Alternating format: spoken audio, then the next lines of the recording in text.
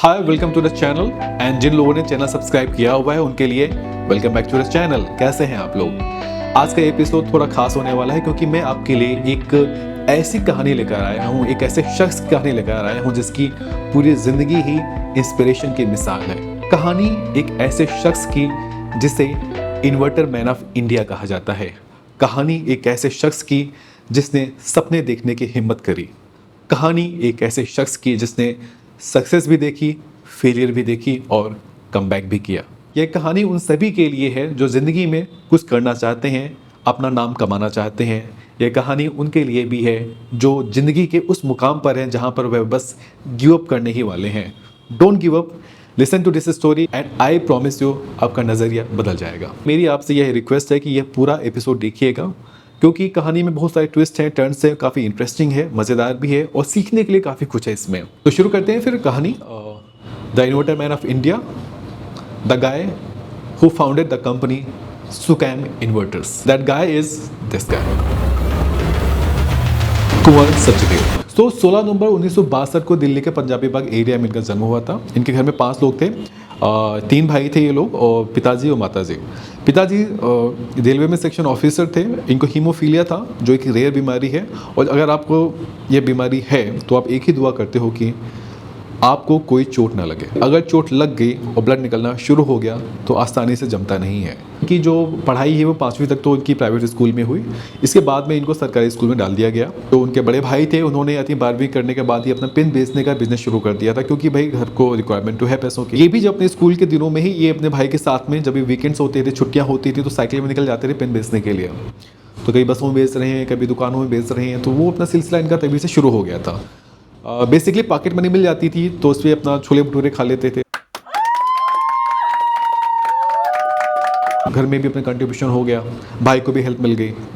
ज़िंदगी बहुत लेविश भी नहीं थी और बहुत ज़्यादा ख़राब भी नहीं थी, बस चल रही थी। बहुत सारी फैमिलीज ऐसे ही चलती हैं, एक के बाद एक इवेंट्स होते हैं और ज़िंदगी चलती चली जाती है। पैसा आ रहा है, पैसा जा रहा है, पैसा रुकता नहीं है। उस समय भी डॉक्टर, इंजीनियर और सरकारी नौकरी, यही 3-4 ऑप्शन आपके पास में होते थे।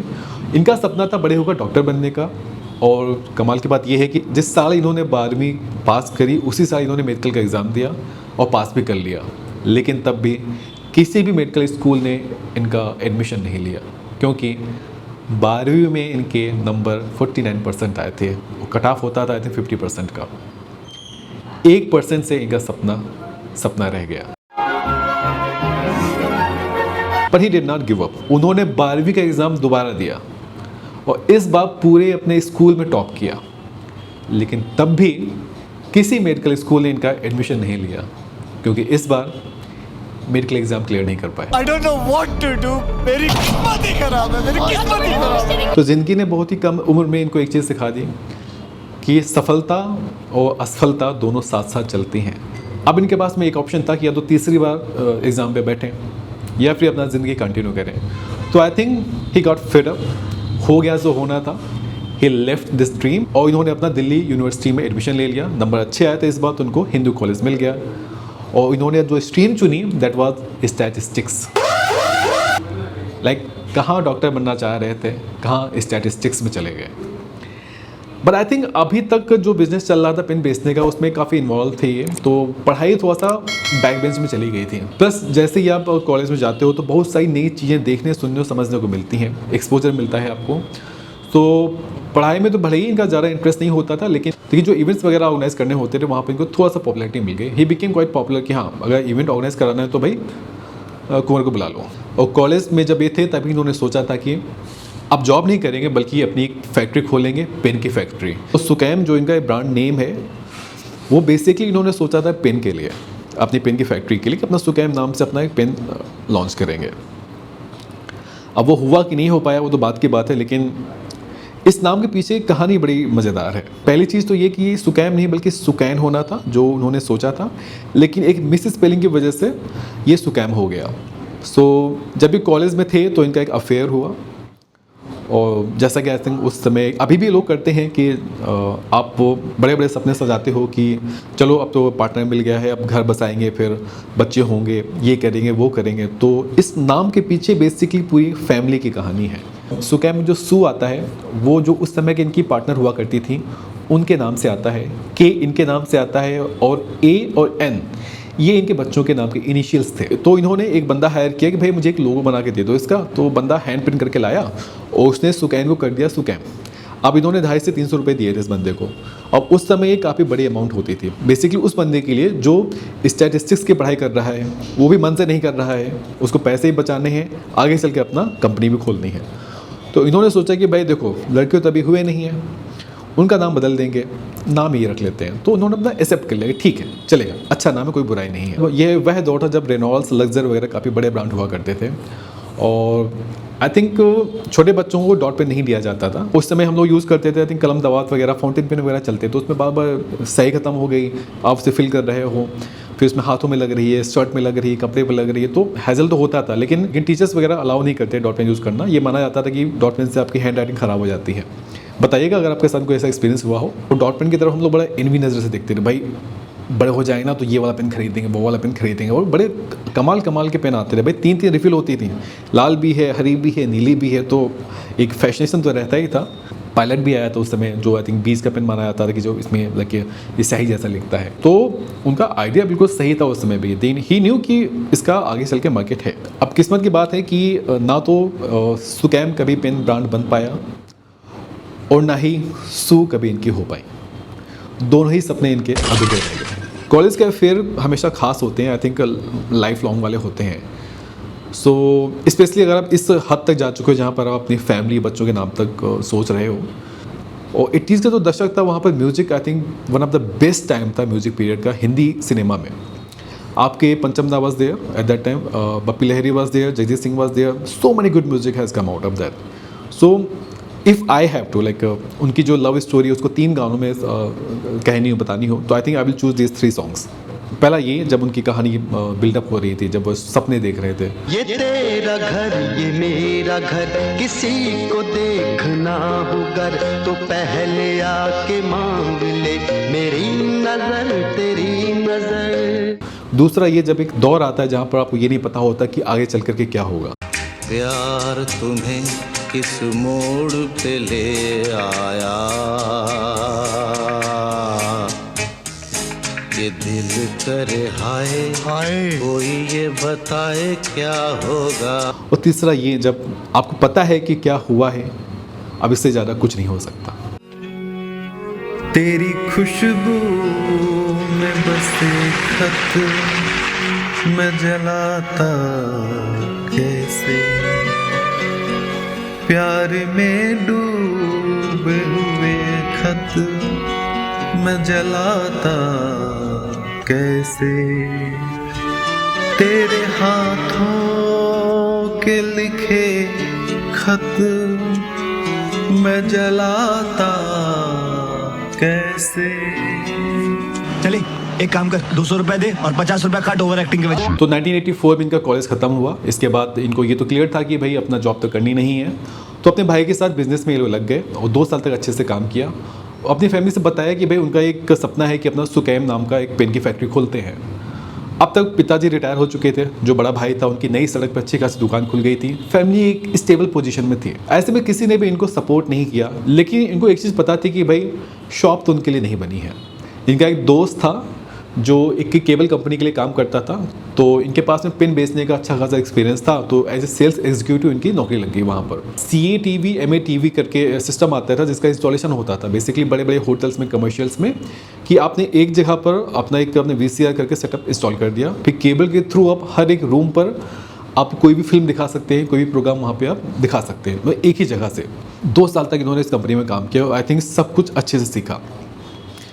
और फिर उनको रियलाइज़ हुआ कि भाई नौकरी भी इनके लिए नहीं बनी है, कब तक किसी के लिए काम करेंगे, प्लस बिजनेस करने का एक कीड़ा तो इनके मन में था ही।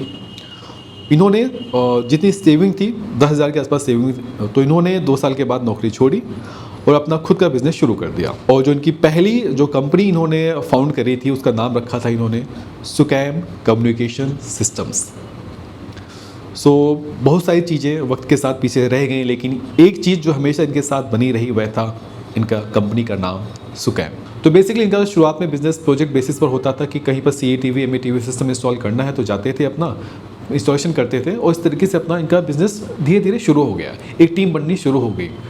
आई थिंक यह वह दौर था जब VCR वगैरह काफ़ी एक्सपेंसिव हुआ करते थे। इफ़ आई रिमेंबर कि शादी वगैरह में VCR के सेटअप आते थे, बेसिकली टीवी आती थी, VCR आता था, एक जनरेटर सेट आता था।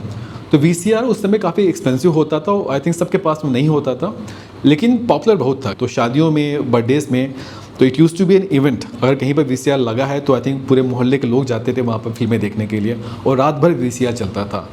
बाद में तो टेक्नोलॉजी बदल गई, CD आ गई, DVD आ गई, तो वो चीज़ ख़त्म हो गया, लेकिन वह भी एक दौर था। और उस समय जब होता क्या नहीं, जब चीज़ें आपके पास कम होती हैं तब उसे ज़्यादा एंजॉय करते हो। आई थिंक वही चीज़ थी, जो कि उसकी अवेलेबिलिटी कम थी और कभी कभी ही होती थी, तो जो फ़न होता था, जो इंटरटेनमेंट होता था, उसका मज़ा अलग होता था।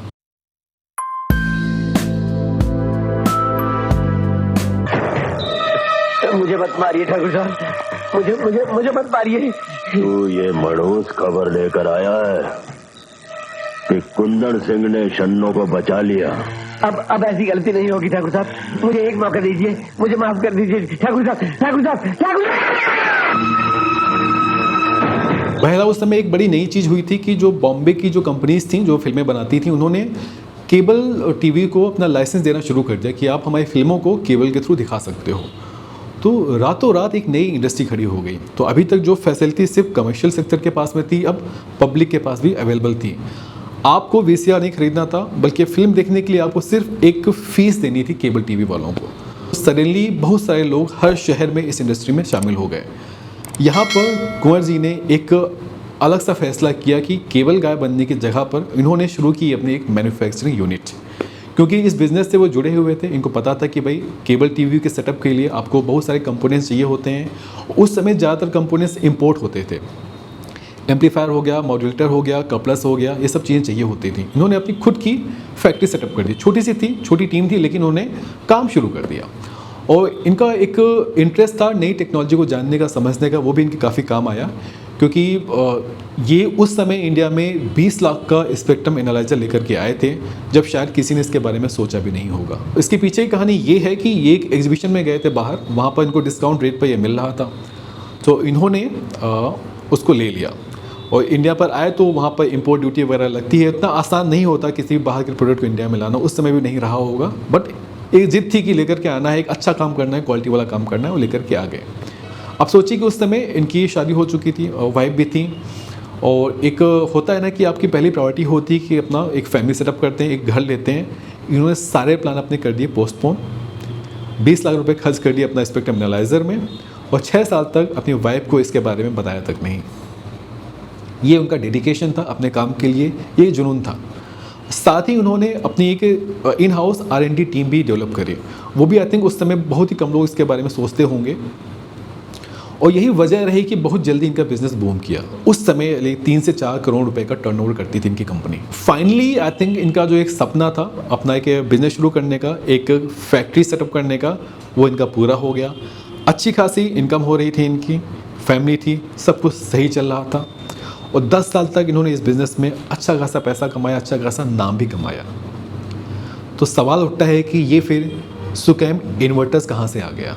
How did he inter into inverter business? और जो इनका ये इलेक्ट्रॉनिक्स वाला बिजनेस था उसका क्या हुआ?